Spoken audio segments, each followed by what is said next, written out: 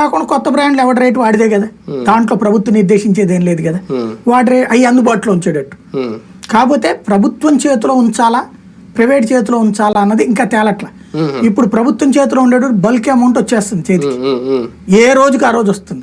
ఒక రకంగా ఇవాళ క్యాష్ అండ్ క్యారీ స్టైల్ మనం గనక ఇప్పుడు మన చంద్రబాబు గారిది ప్లగ్ అండ్ పిన్ సిస్టమ్ టైప్లో వచ్చి ఒక కంపెనీ పెట్టేసుకోవడం అంటే ఓ 10 కంప్యూటర్లు తేవడం బిగిన్ చేసేసుకోవడం, పని అయిపోయాక వెళ్ళిపోవడం ఎట్లాగా ఉండేదో అట్లాంటిది ఇప్పుడు వ్యాపారం సరిదిస్తున్నారు, అమ్మేసుకుంటున్నారు, ఏ రోజు లాభం ఆ రోజు తీసేసుకుంటుంది గవర్నమెంట్. ఇది జగన్ చేసినటువంటి ఒక out sourcing income system. Fixed గా చేతికి అంటే మనకి హాస్పిటల్, హోటలు, పెట్రోల్ బంక్ ఈ 3 కూడా క్యాష్ సిస్టమ్ బ్రాంచ్. ఏ రోజుకి ఆ రోజు హ్యాండ్ ఇన్ క్యాష్ ఉంటది. అట్లాంటిదే జగన్మోహన్ రెడ్డి తెచ్చిన మద్యంది, ఏ రోజుకి ఆ రోజు క్యాష్ ఉండే సిస్టమ్.